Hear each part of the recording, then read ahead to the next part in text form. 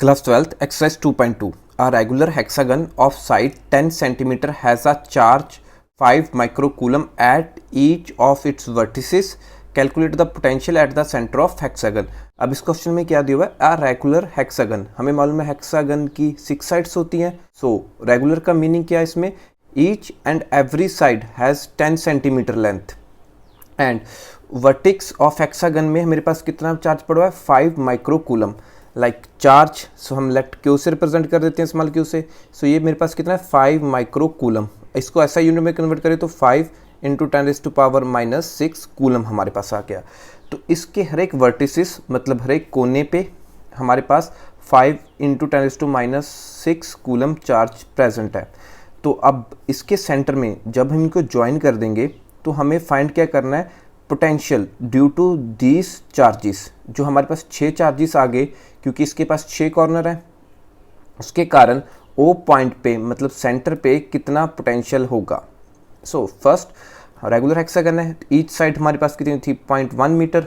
तो जो हमारे पास हेक्सागन को अगर हम ज्वाइन करें एंड से एंड तक, है ना, तो बाय ज्योमेट्री ये एंगल हमारे 60 डिग्री होते हैं.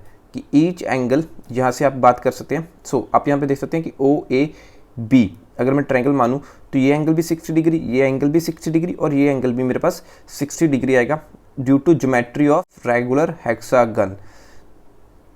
सो जैसे आप एक पॉइंट से लेके दूसरा पॉइंट जोड़ेंगे तो ये एंगल मेरे पास 60 आ जाएगा. इसी तरह से आप इस पॉइंट को लेके इस पॉइंट तक जोड़ेंगे तो ये एंगल मेरे पास 60 आ जाएगा. इस पॉइंट को इस पॉइंट पे जोड़ेंगे तो ये एंगल मेरे पास 60 आ जाएगा. तो ये मेरे पास whole triangle O A B 60 60 60 आ गई. मतलब क्या बन गई? Equilateral triangle. हमें मालूम है इक्विलेटरल ट्रायंगल में ऑल साइड्स आर इक्वल. अगर ये साइड मेरे पास 0.1 मीटर है सो ये भी मेरे पास 0.1 मीटर होगी, ये भी मेरे पास 0.1 मीटर होगी, ये भी 0.1 मीटर होगी, ये भी 0.1 मीटर होगी, ये भी 0.1 मीटर होगी और ये साइड में मेरे पास 0.1 मीटर होगी. क्योंकि साइड उसने दिया था 10 सेंटीमीटर, इसको हमने कन्वर्ट कर लिया in metres. So calculate potential at the centre. अब ओ पॉइंट पे मुझे पोटेंशियल कैलकुलेट करना है ड्यू टू दिस चार्जेस. हमें डिस्टेंस मालूम चल गया कि हर एक चार्ज का ओ पॉइंट से डिस्टेंस कितना आ रहा है हमारे पास? 0.1 मीटर. तो आप इसे ऐसे भी कह सकते हैं कि like A O is equal to B O is equal to C O is equal to D O is equal to E O is equal to F O. ये सारा मेरे पास अब इक्वल है 0.1 मीटर. सो यहाँ पे हम कॉन्सेप्ट क्या use कर लेंगे? Superposition of potential due to various charges. So अब डिस्टेंस सेम आ गया जैसे हमने कहा था.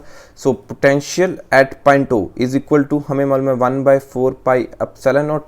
सो charge q upon distance r. तो देखिए जो आर है वो मेरे सभी केसेस में सेम है. अगर मैं potential at point A due to any one charge निकालूं तो मेरे पास ये आ जाएगा. सो अब हमारे पास टोटल चार्जेस कितने हैं? 6 charges. So total potential at point O हमारे किसके इक्वल आ जाएगा? सो इसे हम लेट वी से डिनोट कर देते हैं. So V is equal to 6 charges हैं तो 6 into potential due to single charge into 1/4 pi epsilon naught. क्योंकि चार्ज की हमारे पास सेम है 5 इंटू 10⁻⁻6 कूलम अपॉन डिस्टेंस भी हमारे पास कितना आ गया? 0.1. अब इसे फर्दर सिंप्लीफाई करें तो ये मेरे पास कितना आ जाएगा? 6 इंटू इस टर्म की वैल्यू हमें मालूम है कितनी होती है? 9 into 10⁻9 into 5 into 10⁻6 upon 0.1. 6 into 9 into 5. अब इन तीनों को हम मल्टीप्लाई करें तो हमारे पास आ जाएगा 270. अब यहाँ पे देखिए 10⁻6 10⁻9 बेस सेम है, पावर्स ऐड हो जाएंगी. सो 9 - 6 करेंगे तो मेरे पास कितना आ जाएगा? 3. सो 10⁻3 अपॉन 0.1. अब 0.1 को सॉल्व करें. लाइक यहाँ से मैं इसे 10 से मल्टीप्लाई कर दूँ, डिनोमिनेटर में ही हम कर रहे हैं और 10 से ही डिवाइड कर रहे हैं डिनोमिनेटर में. सो इसे 10 से मल्टीप्लाई करेंगे तो 1 बन जाएगा. सो मेरे पास total potential 270 into 10⁻3 upon 1 over 10. तो इसे मैं लिख सकता हूँ 10⁻⁻1. अब डिनोमिनेटर में -1 ऊपर आएगा पॉजिटिव हो जाएगी. So it's comes out my v is equal 270 into 10⁻4. अब इसे सिग्निफिकेंट फिगर्स में लिख लेते हैं. सो ये मेरे पास आ जाएगा 2.7. कितने पॉइंट इधर आए? 1 2. तो इससे इसकी पावर 2 से बढ़ जाएगी 10⁻6। तो पोटेंशियल है इसकी यूनिट क्या आ जाएगी वोल्ट। तो हम कह सकते हैं कि my potential at point O due to all the 6 charges comes out to be 2.7 × 10⁻6 volt. So this is our answer.